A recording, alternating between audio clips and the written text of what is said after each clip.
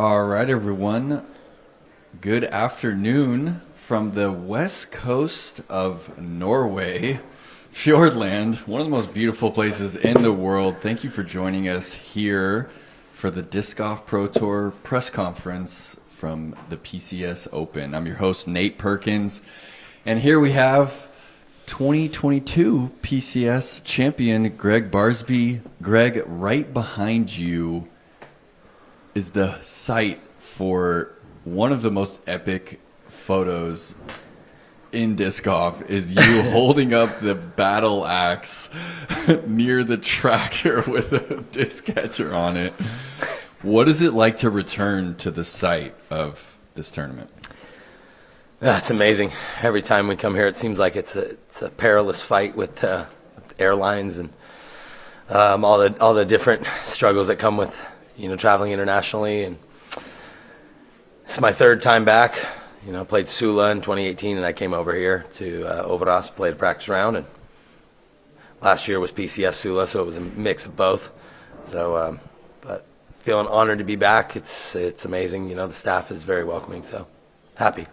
So can you touch on that a little bit more? Last year, I believe you barely even made it in time for the tournament, right? Like you had a flight get canceled, you had to catch another flight, and you had like a crazy water taxi for a bit. Yeah. Touch on that, and then did you also have some issues this year? Yeah, actually, funny enough, like the same story but different. Yeah, flight cancellation. We went to England last week, and I did clinics, and so we were stuck in Manchester for another 2 days. But last year was like, they had to pick me up on the boat. The Sula guys, they went above and beyond for me because I think we had such a good time in 18. So it was really, really fun to have that happen. I think that was the coolest day of my life up until hoisting the axe, of course, 4 days later. But yeah, this year, another cancellation, another missed flight. Same kind of story, but I got 2 practice rounds, so it's 2 more than I had last year. And how do you feel like the actual act of traveling all the way over here, mixed with the difficulty with the airlines, how do you feel like that affects your practice week? How does it affect the actual play? I mean, there's no excuses, man. You come out here, you got to play. You got to play hard. I think that's why I've been successful here. Come out and played hard. These are tricky courses. They require a bit of ingenuity and scrambling. I think there's a good bit of that, and especially when the conditions change out here. Game plan, everything's good until 30-mile-an-hour winds, and then you got to go to plan 3, try to figure out how you're going to get the disc on the ground and inbounds. And so, try not to focus too much on practice. Go out, throw the shots, know my discs. Obviously, Innova, been the long-standing top dog. It's their 40th year, right? 25th USDGC, so it's cool. They're the main sponsor here. They're, and they're my sponsor. I got good discs. I'm ready to go out and play hard. Yeah, do you feel like your game is set up for the way that this course is set up for this week? Do you feel like your release points are down, and do you feel like your bag is primed? Yeah, actually, I'll probably take a few out depending on what the weather says. There's it's not a huge variation of shot shapes out here, but all the holes are different. But I think sometimes less is more. Take a disc out here or there, and maybe contort an angle here or there instead of taking another disc, right? Because then it puts another disc in your hand, and maybe one that you're not as familiar with or whatever. Try to stick to the disc that I know the best, and make good reads. This course is all about the conditions. And so this year, this is an Elite Series event, and there are a lot more Americans coming over. Yeah. And we're just playing this one course. Yeah. Do you have a number in mind after playing 2 practice rounds? Do you feel like you have a total in mind for what's going to be competitive for the title? Man, I think if the conditions stay like they are, I think that there's definitely potential to shoot better than 30 under. Double digits is definitely attainable out here when it's calm. I played my first practice round yesterday.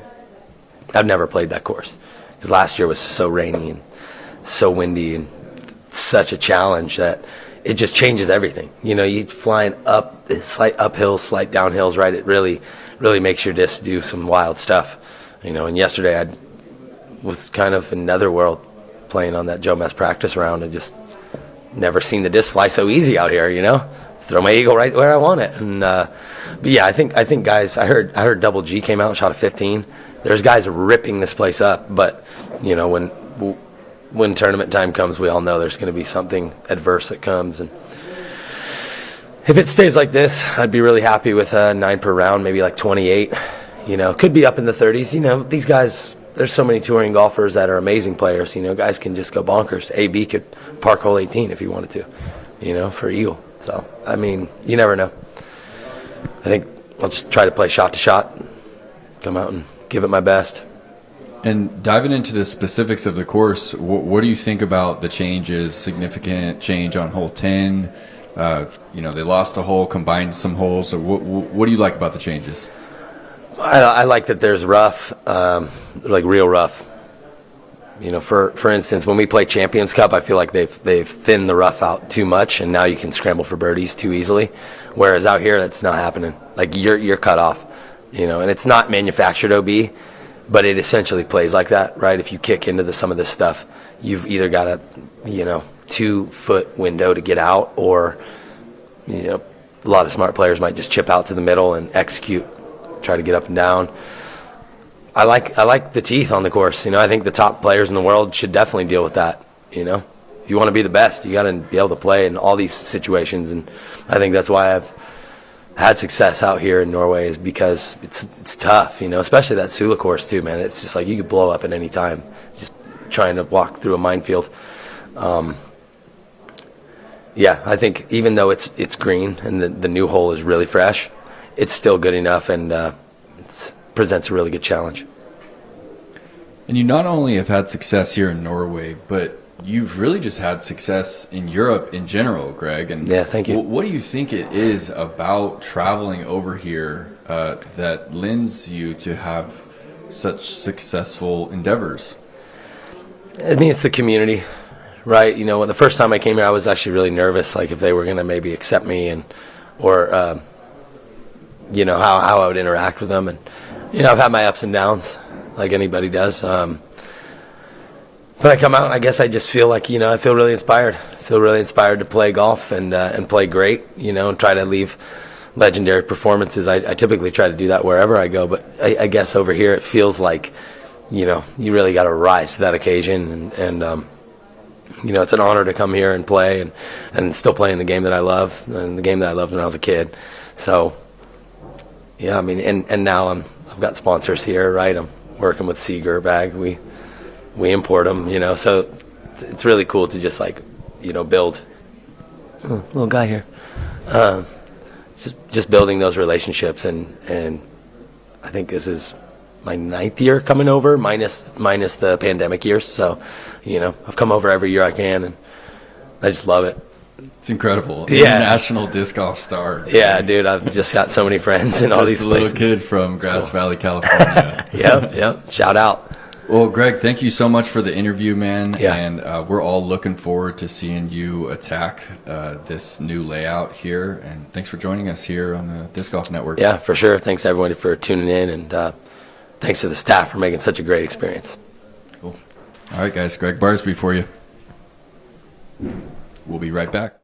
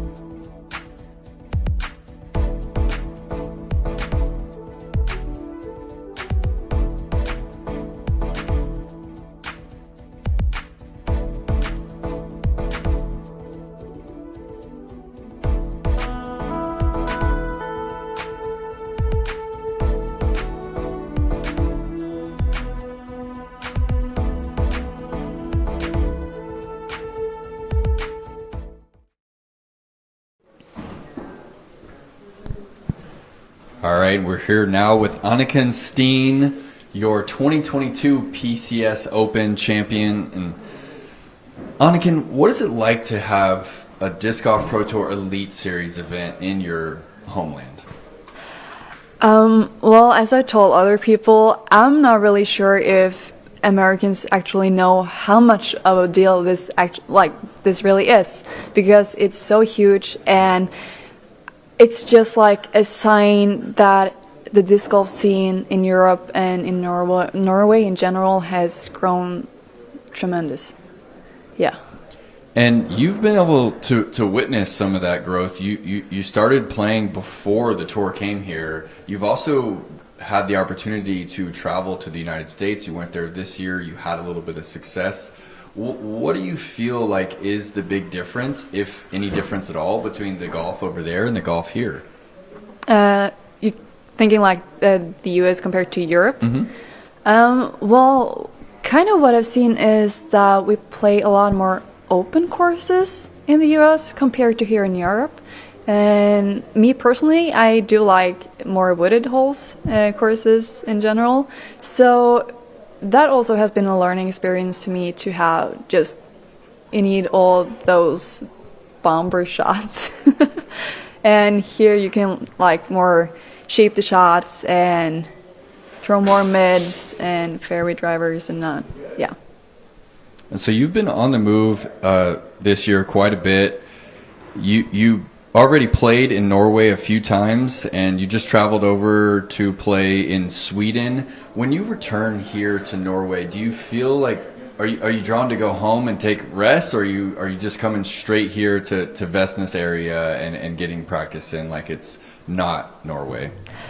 So I actually had 1 week off last week, and like the week before that I actually got sick, so I just tried to recover as well as I possibly could have. So I'm feeling much better now, and I think it was a good decision. Like, I usually try to make like 3 and 3 weeks, because I know my body needs to restitute more before being ready again. All right, well, glad to hear that you're feeling better. And last year you had a pretty epic battle with Rachel Turton. It came down to the stretch, kept us all on our toes, and she's been having a pretty good year this year. Yes. Yeah, you've battled with her a bit, but this year we have a few more people joining the event. How do you feel like the European competition stacks up with the American competition that is coming to PCS this year?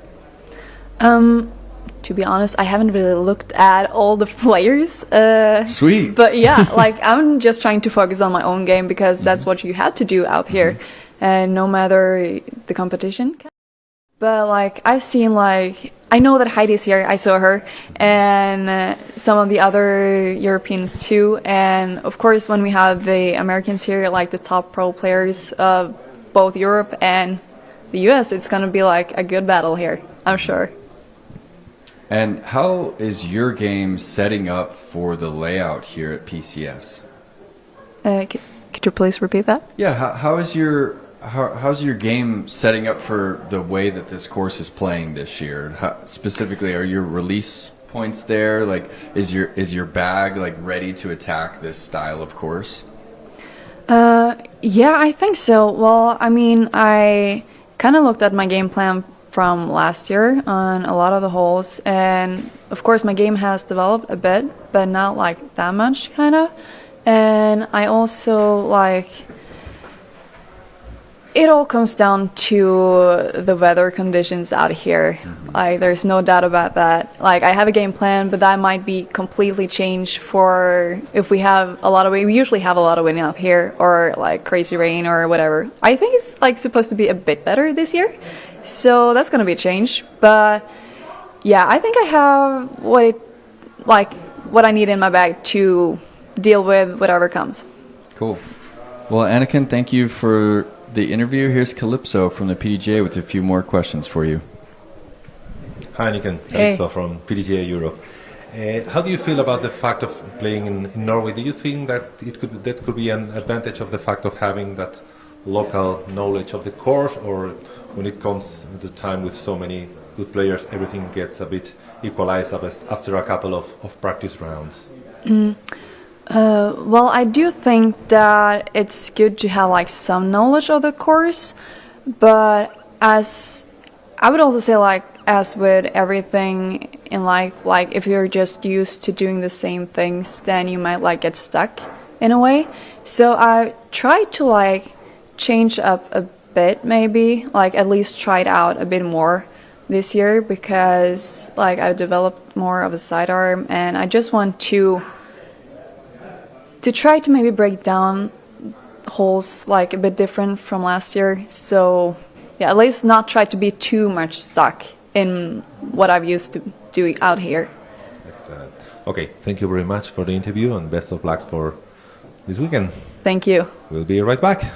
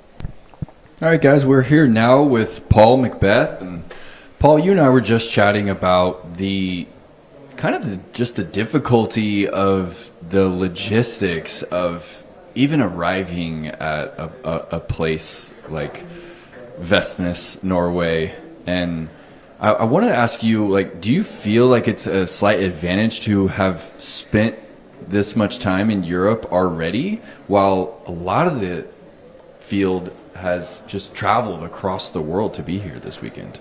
Yeah, I will say there's a slight advantage there. I've traveled to some small towns on this trip so far, and luckily I have a vehicle this week. But it's kind of difficult because you're not in a big city like Oslo in Norway. You're kind of out here, and it is a little bit harder to get around, and you kind of have to go around other schedules. You know, you're not making your own schedule. You're not just hopping in your car and driving to the course when you want. You kind of got to wait for a shuttle or catch a bus or however your means of travel are. And then let alone there's no food or really drinks out here. There's a couple, but it's more like sweets and stuff. So yeah, I think I do have a little advantage there. And contrary to that, like, sometimes when you're traveling for this amount of time, like, you're away from home, you're away from all your comforts, like, Do you notice yourself like, losing any energy? Like, are you at all homesick? No, are you missing Hannah? Yeah, I mean, I'm not necessarily homesick in that sense, but yes, Hannah was here 2 weeks ago, so it's good to have her out here for a couple weeks, and it's just 2 more weeks on the road for me until I get back to Florida, and we're traveling back in the RV. So yeah, that I wish she was here, but yeah. So sorry, I forgot the other half of that question. No, it's all right. Now let's move forward. Yeah. So you've been here, over a month. You've got 3 wins. Last week we spoke that, you're happy with those wins, but you're not quite happy with where your game's at. Even after your win last week in Skellefteå, you looked at me and you said, "Oh, I was playing better, the last time I was here." So what did you do about that since last week? Like, have you gone to a field? Like, what kind of work have you been doing? I feel great right now, actually. Tweaked the form a little bit. I just feel like my timing's been off, and it really showed last week. So I was able to come out here, get out here, and play this course, learn this course, and then really focus on my drives. Putt feels great, but I just need to get myself more opportunities for birdie. So tweaked the form a little bit, working on that timing, like I said, and I feel very confident. And it's surprising because I'm throwing a lot of forehands out here compared to the other courses. I haven't thrown too many, but here I got a lot of power forehands, and I think that's kind of helping with the timing, honestly. Okay. So last week, mid-round, final round, you took that offhand off the disc. And the last time I believe you did that was in Emporia at the World Championship. So can you kind of expand on that for us? Like, why you did it and how it affects your timing, and how I just don't. There's not a lot of players that make a shift like that. How are you still able to be confident making such a drastic change? The left arm's really just timing for me. I know where it's supposed to be. Just when I'm moving both arms, it's kind of not getting in position. So if I just kind of keep it in position the whole time, it does feel weird. It feels off, but I can just focus on that and not focus about anything else. Like, let me make sure that's back. Let me make sure my pull through is back. Let me make sure this is in the right spot. So now I just got to focus on the left arm. Everything else kind of functions how it should. So it is kind of a little mental hurdle to get over, but position-wise, I feel like I'm right where I want to be on each shot now. So it's a great time to be in sync. So are you sticking with it? Or are you going off left arm off the disc, and that's what you rolled with all through practice? Yeah, the only thing I feel like it really affects is distance at times. I don't feel like I get the same distance because I'm not really getting that that rocking motion. But on courses like these next two, and actually for the rest of the year, we're getting more towards the woods, so it's not pure distance competition. Yeah. So if you're not throwing the disc as fast, are you then going with a little bit less stable of a disc to kind of compromise for that? I still think I'm hitting the angles to where I'm getting the maximum flight out of the disc that I need, so nothing too drastic. And so you said you're throwing a lot of power forehands out here. Are there any forehands that are really out of your comfort zone? And what holes specifically stick out where you're leaning on the power forehand where we might have seen you shape a backhand in previous years? I don't think I'm forcing any of the forehands. I think one's a pretty obvious forehand. I think it's 400 and something feet, and there's another one that's the island hole out there, which more of a placement, but throwing overstable just to hit the island, and the tee shot on 18. So that might be one where it's like both are an option, but I'm choosing the forehand just to play towards the inbounds more. But yeah, it is surprising to think back that there are a lot of forehands thrown. And so this is your first time playing this property, correct? So you hadn't seen the changes before, but what do you think about the fresh holes and about the event's ability to take in some feedback and like just bring a brand new hole for the Elite Series? So the only hole I know that is brand new is 10, and you can tell that it's brand new and hasn't been there long, and that it's not very. I get the concept, but it's going to be an interesting hole. I don't see there being many birdies because you can't really get to it. There's not a true line to it, but we'll see. It's going to be an interesting one, and I don't know what the other new holes are. So yeah, hopefully, I wish it had a little bit more time to break in, but we're here now and we have to play it.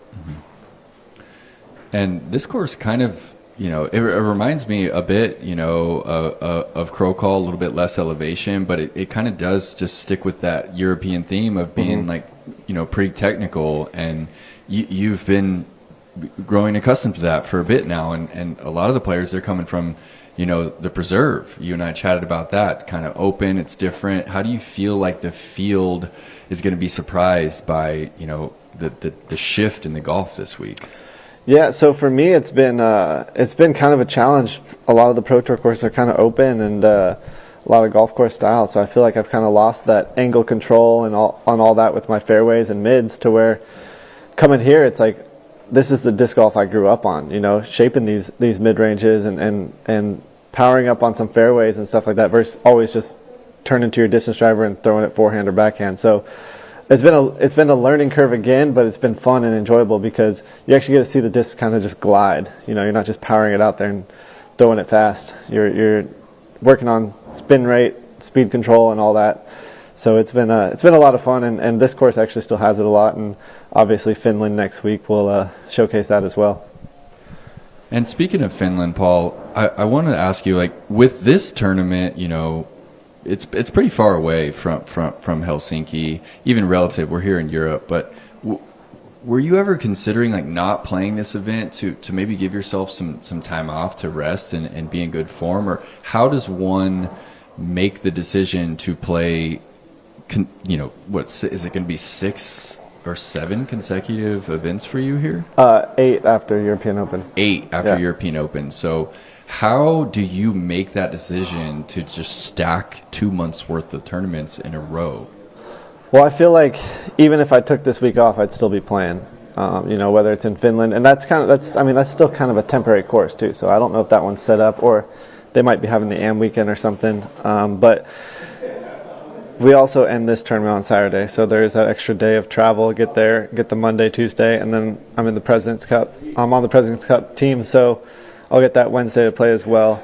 But that's a course I feel like I know so much. I don't want to over practice it. USDGC, I've run into that before, to where it's the same course pretty much year after year. And if I get there a week and a half early, I kind of get burnt out of it. And I tend to learn not to do that at these style courses like European Open and USDGC, like I mentioned. But so I think that's plenty of time for me.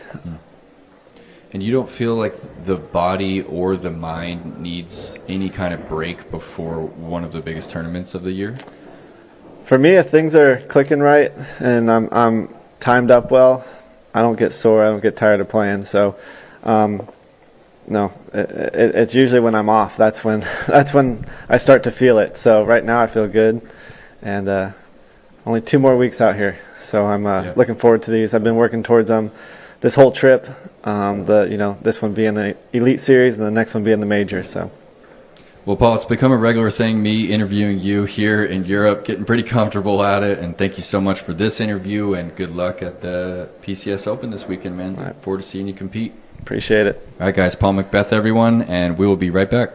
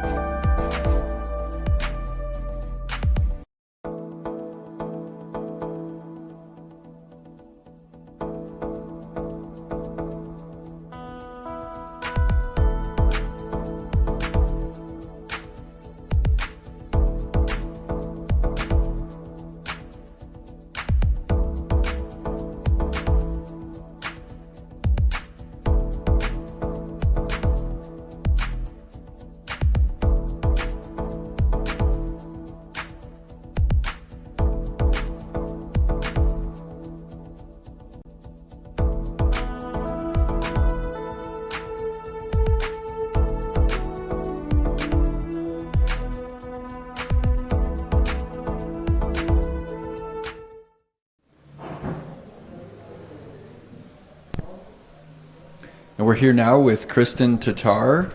Kristin, always good to see you. You've been one to talk about how the landscapes and the settings for the courses kind of inspire you to tap into some of your better golf. Do you feel like this is one of the better places that we've traveled to for disc golf? For sure. I feel like this place is very like magical. It's very nurturing. But at the same time, I feel like it's almost hard to like be here and take this as a job trip, like doing business here. It's hard because I feel like there's so much to see and explore, and kinda I want to get into that like vacation mode. But at the same time, I have to remind myself, okay, I'm here to do one thing, to play disc golf. And, well, of course, enjoy my time off the course, but still, like, be here and focused on the course, you know.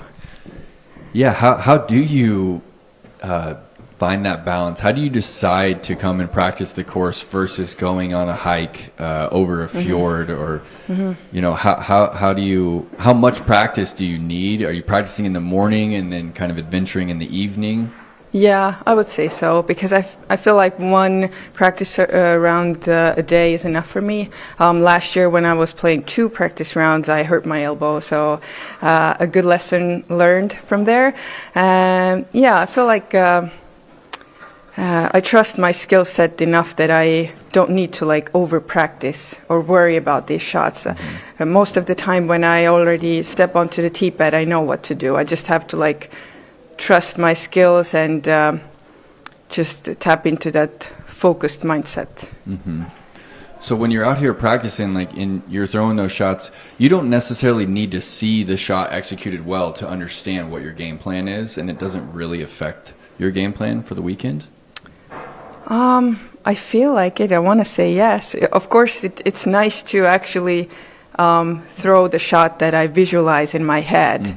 But if I mess up, I don't immediately tell myself that, oh my gosh, you might not know how to throw it. I know it in my head, and if I'm focused enough, and I know I will be able to throw that line. Yeah. And you mentioned the elbow. Is the elbow still a thought in your mind at all? Like, is it also preventing you this season from playing more practice rounds? I would not. No. I mean, it's a little bit different than it was before the operation. It gets like a little bit more stiff when I practice a lot. But then I know, okay, I need to rest a little bit more, and I feel like since then I've been more gentle to myself, which is not a bad thing. And I'm curious if you read on some of the drama here at this event, and I know a lot of players look up to you. Have you had players from Norway talk to you about the split between PCS Open and the PCS Sula last year? I heard about it. I think yesterday was the first time I heard about it briefly, but not from a Norwegian player. So I'm not like entirely sure what has happened. I don't have the full information, but I've heard that there is a little bit of a misunderstanding between the parties. Yeah. Well, Kristin, thank you for the interview. Here's Calixto from the PDGA with a few more questions for you. Hi, Kristin. Welcome back to Europe. Thank you. Okay, you know that there's a lot of people here in Europe that we are cheering you when you're playing there in the US, and we feel your victory is a bit like ours. Aww. Do you really feel that passion from Europe supporting you when you are in the US? Sure, I would say so. Yes, I mean it's glad. I'm glad to hear it from you as well. But I can feel the support from around the world, from Europe as well. There are so many people who have been in contact with me and cheering me on, and it's always uplifting, for sure. This year we had a beautiful ad from a Spanish disc golf course where there was Carla, a young player, and in the ad she appeared watching one of your videos in in the phone like an inspiration because what she wanted to become. And I think it's an inspiring story. What would you say to that young women in Europe that trying to make disc golf something more in their lives and trying to even become professional, trying to go over the pond? What tips could you give them about making disc golf something more on their lives? Well, I mean, if they really feel that this is their passion, I think their heart will lead the way. So, I mean, whatever difficulties you will face, you will overcome them for sure. You just have to like stay true to your passion and keep your eyes on the prize. Yeah. That's amazing. So thank you for being so inspiring and best of luck. Thank you. Thank you, Kristin. We'll be right back in a minute.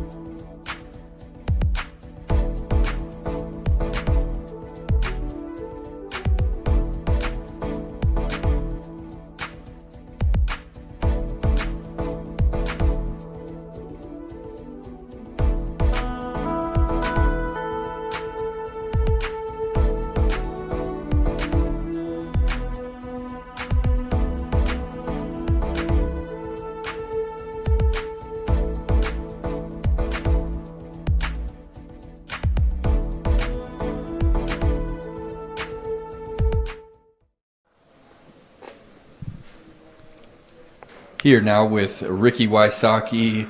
Ricky, you were just sharing with me about an incredible, let's call it a bonus activity for this event. Talk to us about what you just saw. Yeah, so the PCS tournament, the directors are allowing the players to go on these Eagle Adventure tours. So if you're a player and you're seeing this, get out there. But basically what they do is you get two guides and they take you on a boat and they go out to the fjords and they basically know where the eagles are, and they're white-tailed eagles, and you can go on this eagle tour where they throw in these fish in the water, and then they're like, all right, they're going to come swoop down, and the eagles come in, swoop down, grab the fish, and fly away. And then they do it to, we found like I think 8 eagles on our trip for it was like an hour and a half trip, and we got to see 8 eagles come in and swoop and grab the fish, and so that was really majestic. You just get chills in your body seeing that. It's just such a cool thing to be a part of nature and see that. And Rick, You've traveled all over the world to play this game. Like, how does this part of the world set up for the setting? You know, how does Norway, compare with some of the places that you've been? It's amazing. I mean, it's just if you're a nature lover, it's got everything you want. It's got the views, obviously, as you can see. Got to be the prettiest press conference I've ever done. But it's got the ice baths. It's got the hiking. It's got waterfalls. It's got fishing. It's got hunting, I'm sure. So it's just got everything you want as an outdoor enthusiast. And then you come here and also have the amazing disc golf course with the amazing views. And so it's amazing. It's like almost a vacation, but while we're playing doing our job. And so that's kind of the best of both worlds this week, being able to just experience these amazing views and just breathe amazing fresh air. You can drink the water in almost any stream, It's so pure, and so just such a pure country. I think that's a good word for it, pure. Yeah, it really is. And Rick, you're coming off an incredible performance, which got you back in the winner's circle, back at the Preserve. And, I had heard some things about, your wrist was swelling up during the final round, and your release point seemed to be off, but then you found it again on the back nine. Can you elaborate on what kind of pain you were dealing with, what kind of inflammation, and how you still came out with the dominant win? Yeah, I think that for me, just having the experience and knowing the ebbs and flows of a tournament, and for me, the ebbs and flows of what I deal with the Lyme disease flare up is something that I guess I've had it for long enough, and I'm able to take ibuprofen and ice it and do all the right stuff to get it to a spot where even if it still hurts, it's manageable. And so it was still affecting me, obviously, and it was just kind of my own battle I had to fight. Just as everybody knows, everyone's going through something, whether it's mental or physical battle. There's always something going on in the game of disc golf, and I think that's mirrors the game of life, or life in general. Just people are always dealing with stuff, and I think that's something for me that I've got experience with, being out here on tour for as long as I have. All the different variables and all the each week your body maybe tweak this, your mindset might be off, you're not in the right spot, something happened off the course. So there's just so many variables in disc golf outside of the course that kind of translate over. And so yeah, I think just being a veteran and understanding what you have to do pre-tournament to get yourself into that mindset, and I think I did that really well. I controlled everything that I could, and obviously the wrist being inflamed was an uncontrolled variable that I couldn't control, but I think just my mental frame going in was what made me feel comfortable. Mm-hmm. And Rick, even for someone who's completely healthy, like sometimes traveling internationally can, at least for the first week, totally get you out of sync. Like, do you feel like you're dealing with any issues from traveling over the pond, like physically or mentally? No, not so much. I think honestly for me, it's being out in nature is a mental reset for me, and so I think that mitigates a lot of it. Just being out there, grounding yourself, getting fresh air, jumping in the streams, and just kind of acclimate your circadian rhythm with the area. And I think that out here in Norway, there's a lot of ways to do that. And so for me, I'm just taking advantage of that, trying to get my like I said, circadian rhythm, so your sleep schedule can catch up to where you're at. And so I think I've done that, and I feel like I'm past most of the, sleeping for almost half the day, 14 hours when you first get here. I think that's not what I went through, and then randomly waking up in the middle of the night. But yeah, I think I'm starting to get my sleep schedule figured out, and that's going to help. Cool. And my last question for you before I pass it off. And you just visited one of the sites of one of the most renowned sporting events in the world. You just got to go to Wimbledon. Like, what did you learn about that event for maybe some things that we could integrate into our own events? Yeah, I actually, it's funny. It's really weird. The thing that sticks out in my head actually is so when you go there, they have just like a lot of sporting events. Like if you go to the Masters, they have sandwiches and really cheap drinks and stuff like that. They had strawberries and cream, and it was it sounds stupid, but it's you think of if you've been to Wimbledon, you know what I'm talking about. Like they have strawberries and cream ice cream. They have strawberries, fresh strawberries, and they pour cream on top of it. Is where you get at the concession, and it's they have hats with strawberries all over them. So that trademark for Wimbledon is really really cool actually. And then once you eat them, you see why. You're at Wimbledon eating these amazing strawberries, watching amazing tennis at this amazing venue.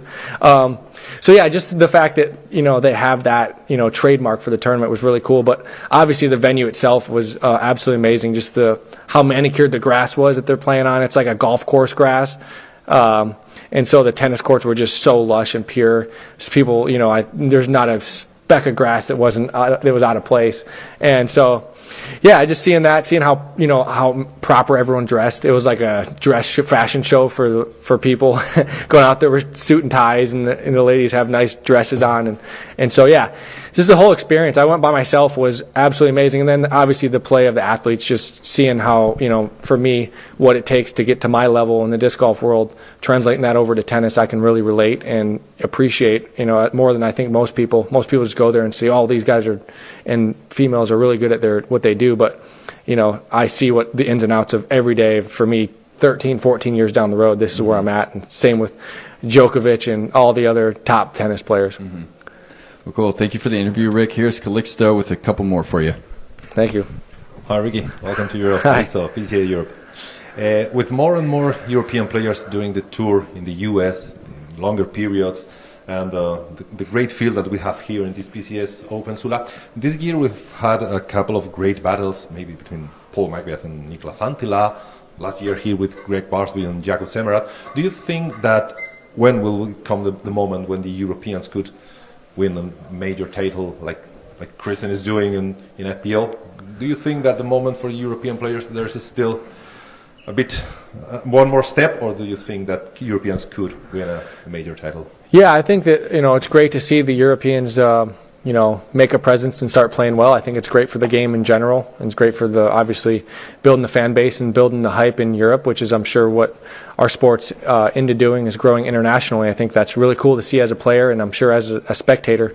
But yeah, I think that the Europeans are getting great. I think it's going to be exciting going to the President's Cup next week. That's going to be really cool. I always love that event, and I'm sure everyone that's a part of it loves it. So the Euros always give a fight, and we have a lot of pressure on us to succeed and play well. But yeah, as an athlete, there's a lot of very talented female and male players out there, and I'm excited to see what the next 5 or 10 years has for the Europeans and the level of play they can bring, and I'm excited for it. I'm ready. Okay, amazing. So we will have great battles. Thank you very much, Ricky, for the interview, and we'll be right back. Thank you.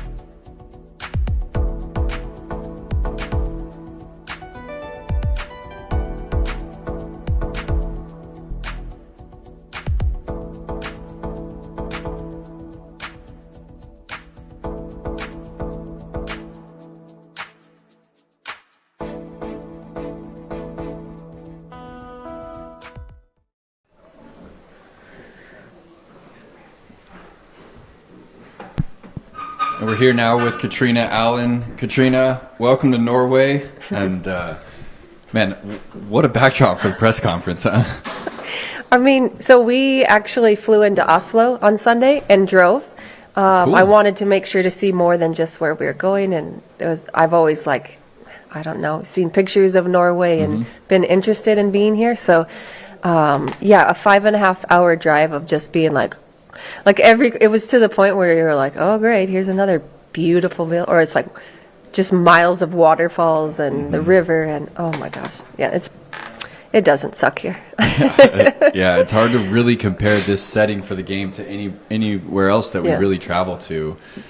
So you flew into Oslo, you drove up here, you seem to enjoy that. Like some players like seem to have issues like with the amount of travel to a small place like this. Like you've been traveling to Europe to compete for some time. Do you feel like you kind of have an advantage in that department as far as getting yourself comfortable for the game? Yeah, I mean, a little bit, right? Like, when you come over, you normally, from an American flight, are flying in earlier than later, normally, and fighting that urge to go to sleep when you get off the plane. And thankfully, we couldn't check into our first Airbnb till 4 in the afternoon.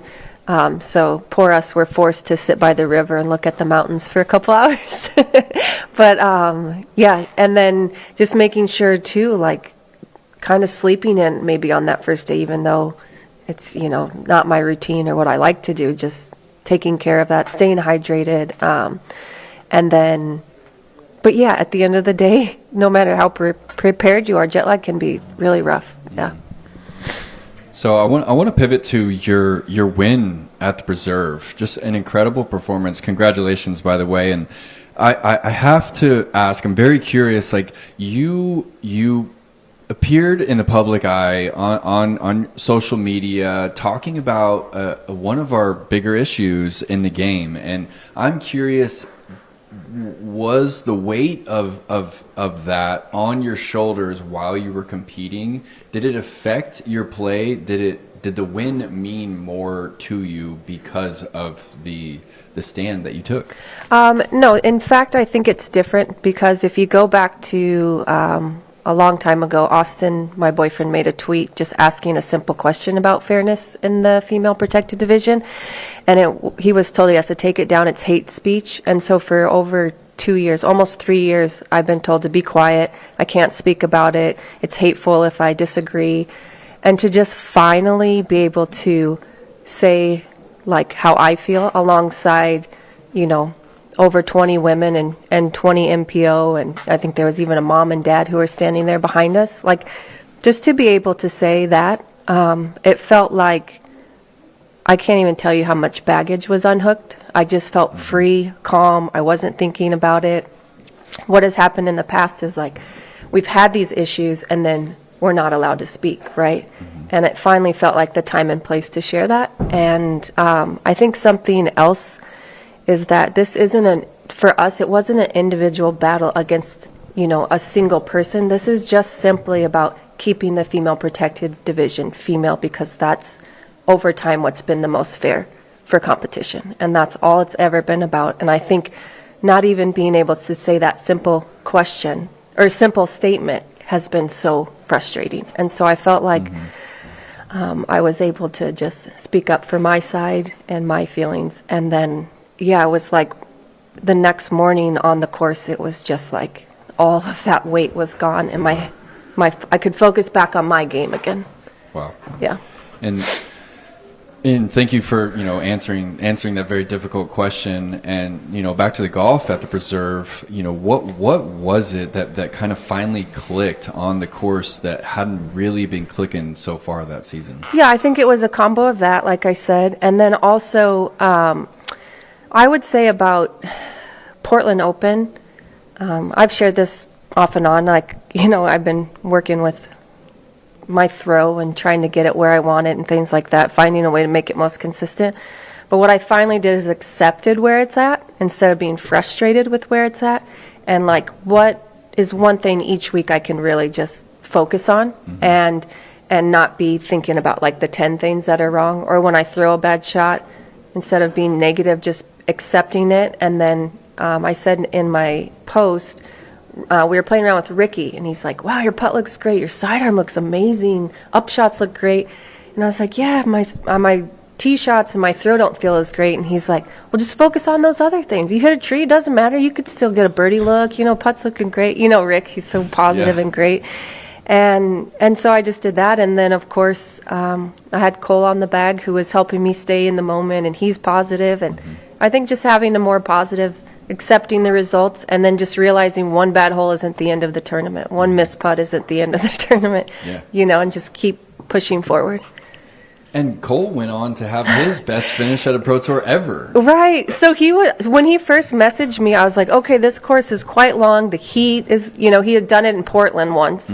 And I was like, and he showed up early, picked up all my discs, wiped them off. And I was like, you can only be 15 minutes early. And I think I should carry my bag. He's like, no, I'll be fine, which he's young, right? Yeah. And he said he loved it because he could get a feel for how the course was playing and then like just kind of see different angles and shots and how, maybe, and it was just so great because we're teammates and know our discs and things like that.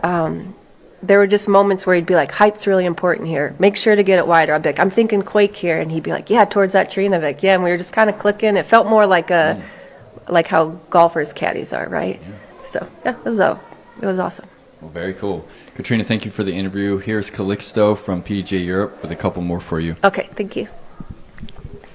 Katrina, Yeah. welcome to Europe. We're Thank so you. happy to have you here. Thank you. We've been watching you these 2 years of training here in the course. And you were here around in the clubhouse. You were quite a social people, talking with anyone. But when it came the moment for your training round, we felt that you entered like a zone. You had an absolute focus even when you were warming up. And then it seems like something may click on your brain, and you enter like a different zone. Do you keep that for all the round, or there are some people that are more maybe chattering around? Or Yeah, I think what do you think about that? Yeah, I think it depends on one, who I'm playing with, how I'm feeling that day. If you're kind of having an off day, you might not want to talk as much and try to battle your way out of it. But in fact, I did a stamp on a disc one year where it was like half a lion and half like more flowers, because I feel like on the course I'm very fierce, competitive, and but off the course I'm just kind of I like to talk smack and joke around, and I pretty easygoing. Okay. Is it possible to keep that level of concentration during, let's say, 3 hours of a round, or do you really have to get in and out of the zone? Yeah, I think it's best if you only focus when you step up to your shot. Of course it's for speed of play, and just you can't help it sometimes. Like, okay, now I'm on the right side of the fairway, and you're thinking, okay, sidearm approach probably or whatever. But I think it's best to try to come in and out of it. But I think, like I said, everybody's a little different, and some days I'm with a card mate who I know we can chit-chat a bit, but also stay focused, and some days I find I can't chit-chat. I'm having a harder time to focus, so just depends. Okay, thank you for being here in Europe, and we will enjoy your thanks for having game. us. Yeah. And we will be right back. Yeah.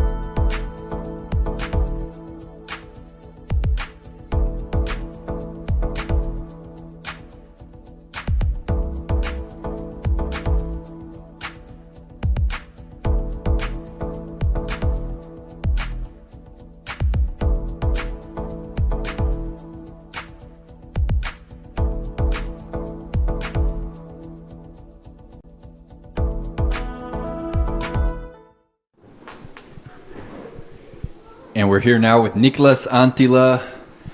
Niklas, Are you the best player in Europe right now? In my head, yes. Okay, who's a close second? Simon, if you could say so, but I also think that Lauri is pretty hot right now, Lauri Lehtinen. And I'm just going to continue with like the difficult questions, if you're okay with that. Yes. What is it that prevents Europeans from winning when all the Americans come over here? I think if we want a European player to win one of these tournaments next like 2 weeks, it's going to take us like a good weekend, like 3 good rounds or 4 good rounds next week. There is no room for like one bad round in the middle of the tournament, and I think that's the biggest thing for me, at least, to have like a consistent play all weekend. And when I come over here to compete, and I see a lot of the talent, of course, and for me, the actual shot shaping ability is no different. And from your perspective, do you agree? Like the talent here is similar to the talent in the United States. Yeah, I agree. What then do you think is the actual difference when it comes to the scores and the finishes? Yeah, I agree. I saw people like all over the place throwing good shots, but it's all about putting it together. Like I think throwing and playing is like different things, and you need to handle those two to play good disc golf. And so you've played some high-level golf already over here in Europe. You took down Kona Piste by 8 strokes, I believe, and you had another really good battle with Paul McBeth in Sweden, coming up just a couple sticks short. How do you feel like your game is ready for PCS Open this weekend? My game is doing very good at the moment. I think it's just about being back in Europe.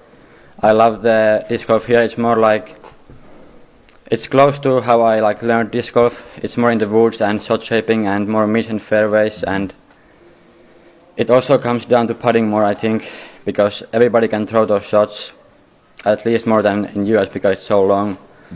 I feel like I have so many opportunities, like from C2 and C1. I just need to put the disc in the basket.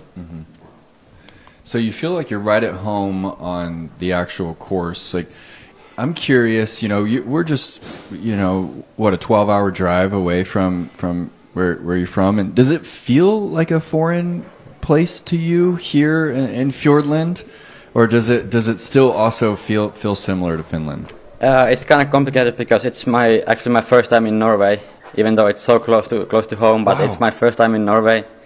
I got here on Tuesday, so it's pretty similar than Finland, but it also feels like being back home for some reason. So you neighbor Sweden. You grow up learning Sweden in school, right? Kind of, yes. But not quite Norwegian. Like you guys communicate in English when you're coming over here. Yes, I think it's pretty close, like between Swedish and Norwegian language. But I used to be alright with Swedish, but I forget all the things about that language.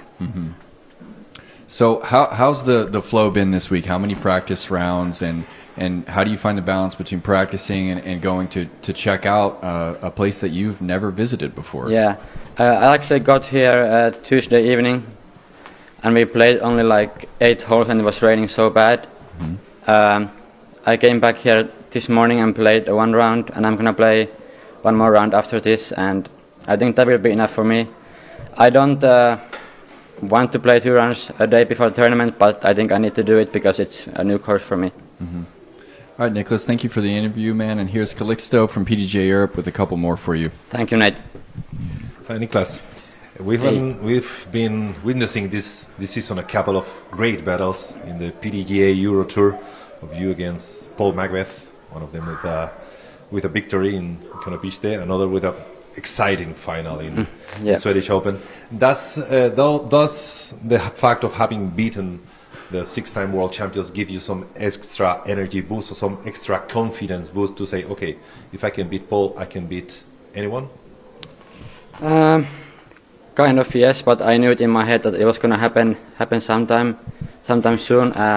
It's kind of checked off the list now, so yeah, nothing too special from my side. So you're ready for whatever comes? Yes. Okay, so we will, all the Europeans will be behind you, cheering you. Thank you. Okay, thank you. We will be right back.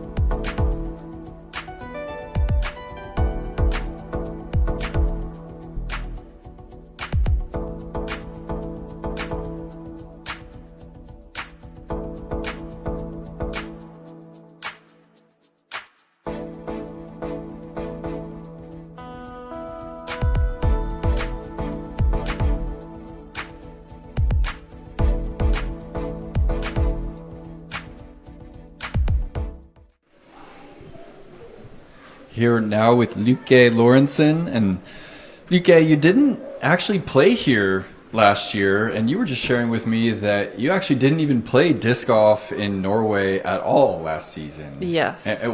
How did that come to be? Well, last year was kind of my first year on tour in the States. So that meant I had work mixed with traveling, and the few times I were back home, I kind of had to work. So it was like a weird combo of I wanted to play in the States, so I ended up working when I was back home in Norway, so I didn't really play any tournaments, I think, in Norway or Europe at all last year. So we're here on the West Coast, Fjordland. Like, where are we at in relation to where you're from and where you started playing the game? So I'm 1 hour south of Oslo, which is, I guess it's like 8 hours from here, 8, 9-ish. Did you guys drive up this time, or No. You flew up? Yeah, Yep. well, we could have if we were not going to Finland, but since we have to fly over to Finland, we figured we'll just take a flight up here, rent a car, take a flight down to Oslo, and then Finland and back home again. Yeah. And so this is pretty far away from home still, relatively. Like, Yes. what do people in Oslo like think about this part of the country? Is this something that people visit all the time because of the beauty, or is it just like, whoa, that's way up there, it's so remote, no one's ever going there? It is like a tourist place for people to visit. Yeah. So if you're from or anywhere in Norway, I think, yeah, it's so beautiful. So if you're into nature, if you're into fjords and mountains and all the beautiful lakes, you definitely would want to go up here. Yeah. And I actually just learned about the unfortunate instance that you guys just experienced. Like, how's your body feeling after that unfortunate car wreck? So luckily I'm doing fine. We got hit from behind, and I was looking in the mirror, seeing the car driving full speed behind me, and I told Bradley next to me, I'm like, we're going to be in a wreck. And I looked at him, and he looked out in the window, like in the mirror, and saw the car, and he's like, oh yeah, but we're a bit too late, so he was like leaned over when we got in the wreck, but I was like more like ready to get hit, so I didn't get hurt at all because I was like crunching my stomach, doing like and I also like drove the car into the side towards the ditch, so we got hit on like half of the side back, and then we got pulled into the ditch. So Bradley got more hurt than I did, but nothing serious. And he seems way better now, but Okay. I feel fine. Well, glad to hear that Bradley's feeling better and that your body feels good. And how's the actual game? Like, you feel like your golf game is set up to compete with some of the Americans that are coming over here this week? I haven't been feeling good about my game since I got here. I don't know why, because when I left the States, my game was like at an all-time high. I felt like I was like peaking. I did better and better. Like everything was like kind of like clicking. Like my putt was there, my approaches were there. I felt like my drives were good. When I got back here, I haven't even played above my ratings at one single tournament this month. But it doesn't mean that my game's not good. I just think I'm a bit sloppy in a way. Like I'm more like, oh, I'm in Europe. Like I don't think I have the same focus. But it's getting there. I felt like I was getting there last weekend, or when I played Swedish Open. I guess that was 2 weekends ago. So I think my game is pretty good. Like, but it just needs to get there, and I need to mentally get there. I think that's the problem right now. But I feel confident about this tournament. Well, is there any extra, kind of pride or even any weight on your shoulders because it's an Elite Series event in Norway? No, I don't really feel that. But I do feel like I want to do well. I think the course, I like the course. It's like a turnover kind of course. You have all those shots where you like throw it forward, but with turnover, and you have those hyzers, you have some mid-ranges, you have the start arms, which I'm glad I can throw now. So I'm excited to play here, and I feel like I want to do good. So that's all the pressure I have on me right now. Yeah. All right. Well, thank you for the interview. Here's Calixto from the PDGA Europe with a couple more for you. Thank you. Lykke, Hi. welcome back home. Thank you. You've been playing, we see in your PDGA profile, 10 events in the US this year. The fact that you have had so much contact with top American players, Yes. does it give you some extra knowledge that maybe other European players couldn't have? Could that be an advantage, the fact of having competed so many times with top American women? Yeah, I would say so. I feel like I do get to see top golf every weekend when I'm in the States, and also I'm with Bradley, who gives me all this like forum advice, and we nerd about all this like stuff that I normally wouldn't do if I was by myself, and just having more friends that are better than me at disc golf. They're helping me out. So I would say that might be an advantage, but I don't know. Okay. We're so happy that this car incident didn't mean anything worse, and we wish you the best of luck here in PCS Open at home. Thank you so much. Thank you. We'll be right back.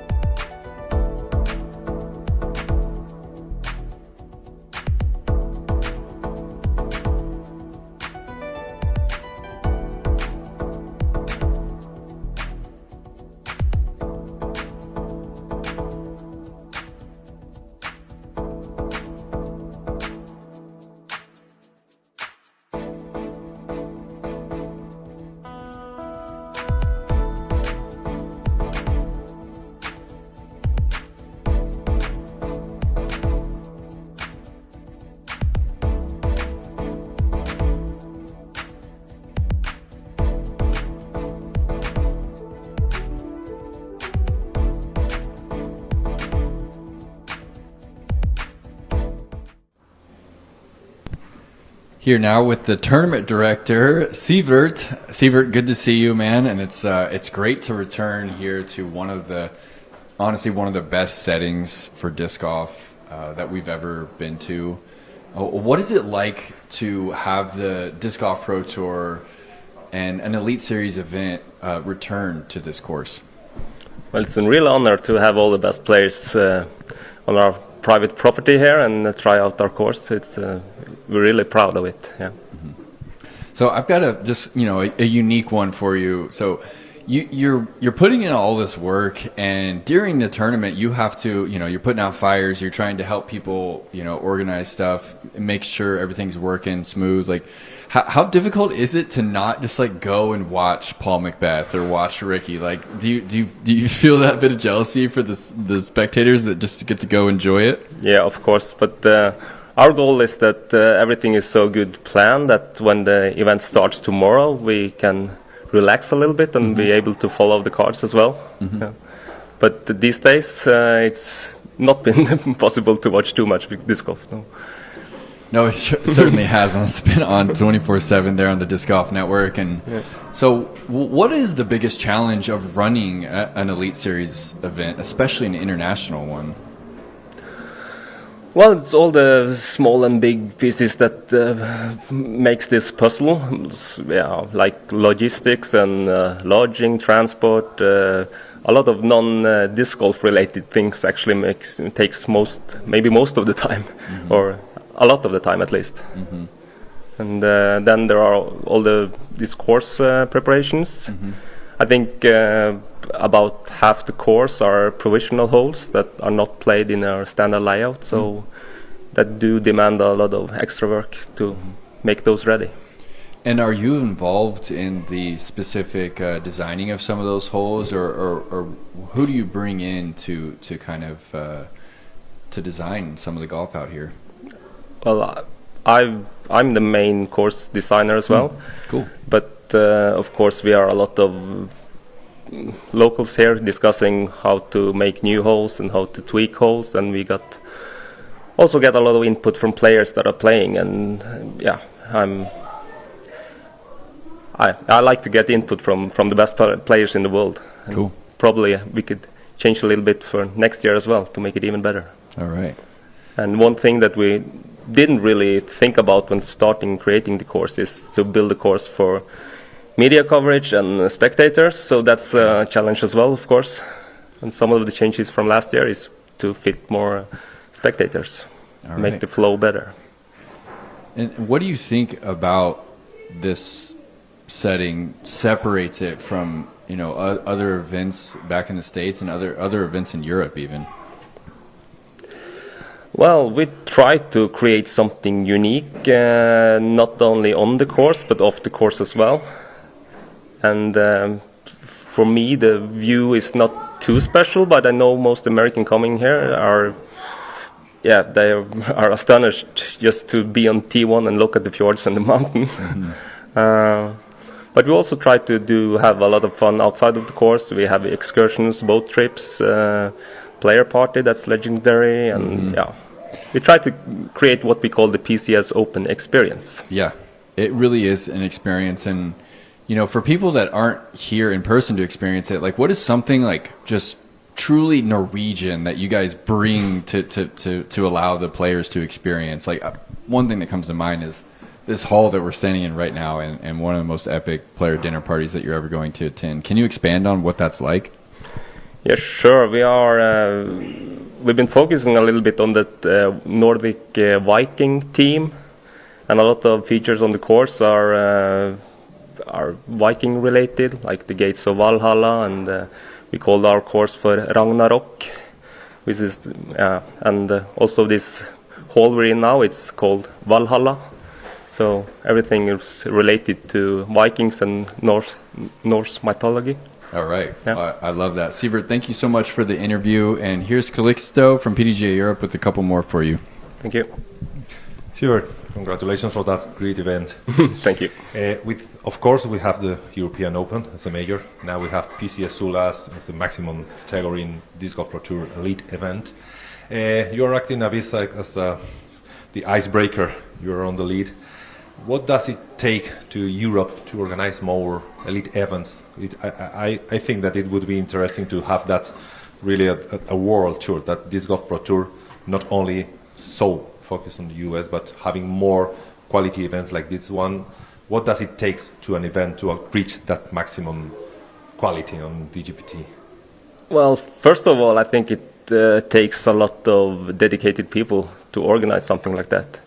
And our team and volunteers is really unique in this in this area. We have myself as a TD, but that's only a small part of the entire crew. We are more than 100 volunteers in total registered, and we are a group of maybe 20 main staff people, and we fill each other out really good, I think. And we have some are thinking about the course, some are thinking about activities outside of the course, and I think that makes it a really complete event. Okay, so congratulations for being the first, and let's hope that we keep on having more elite events here in Europe. Thank you. Thank you. We'll be right back.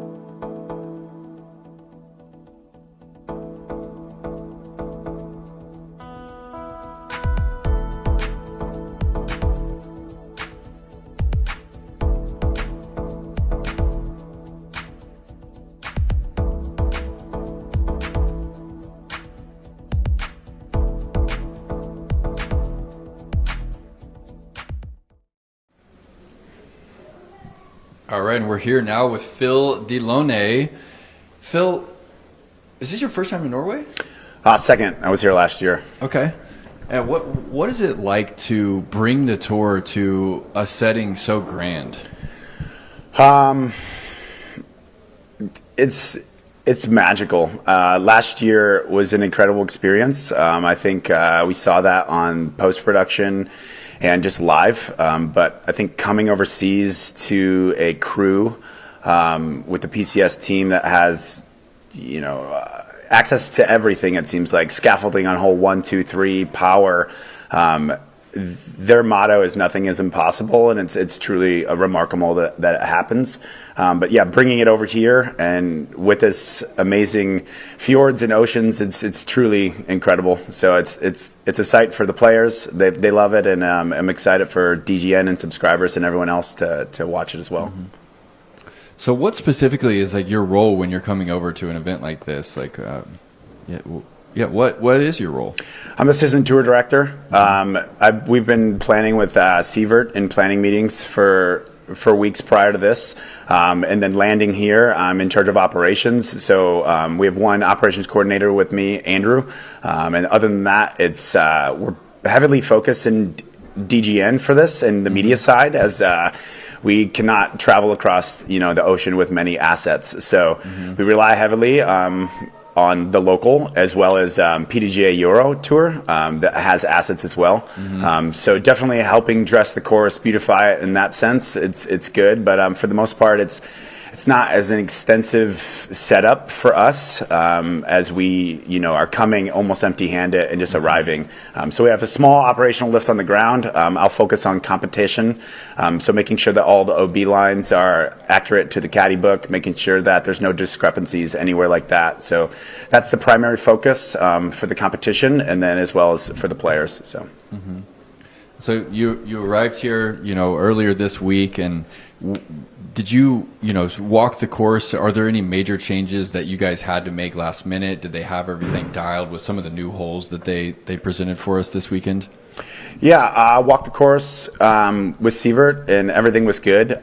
There's a new hole, hole 10, a little rough, but I think it's going to play well. We had some more maintenance out there throughout the week, trying to get some sticks out of there as a little bit more playable for lost disc or footing, but nothing really was an issue.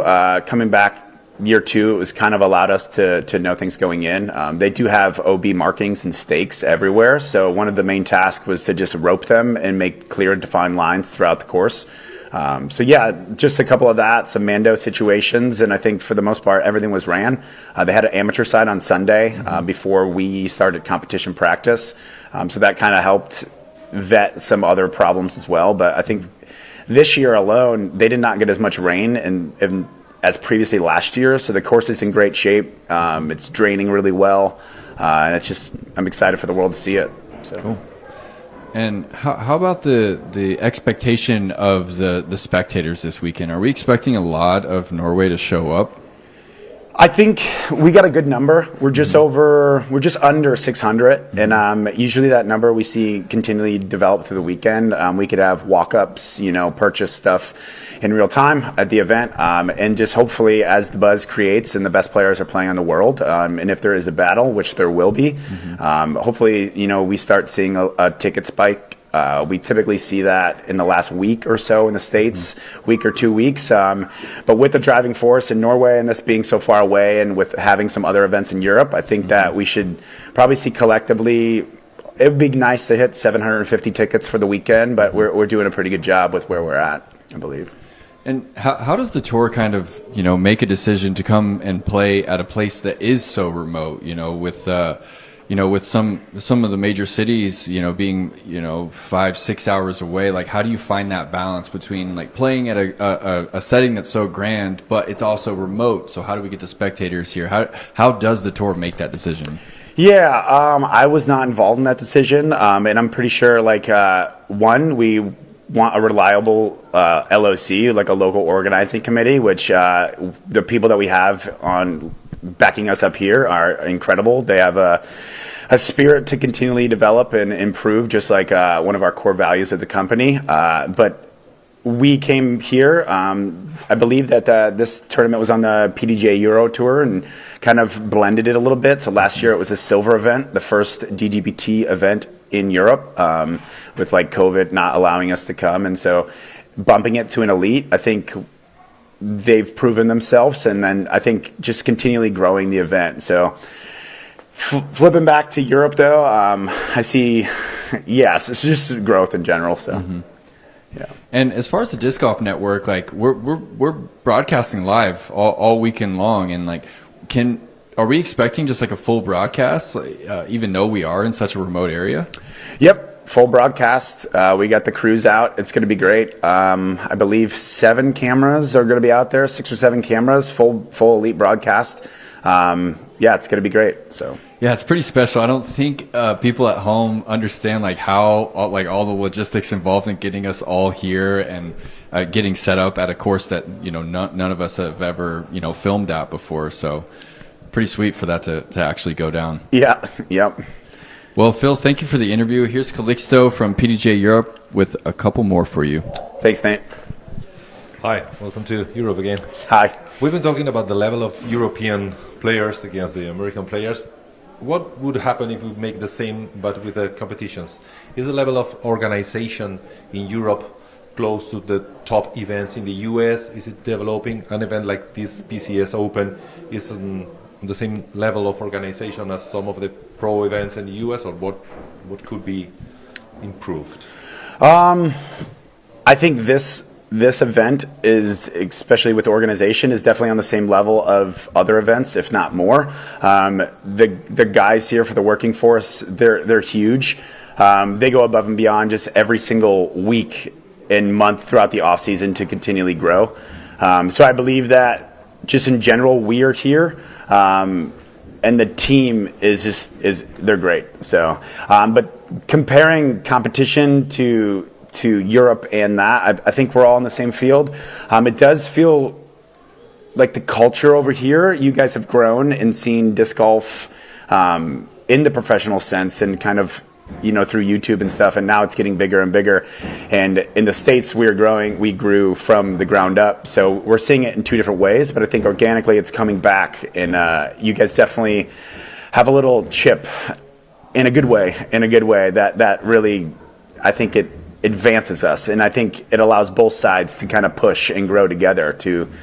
We all want the same growth, right? Like we want the biggest, best stages for the players and the spectators, but I think having a little bit of friendly competition allows us all to grow down the line. So amazing.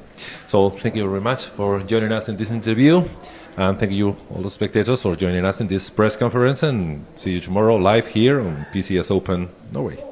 Awesome. Thank you very much.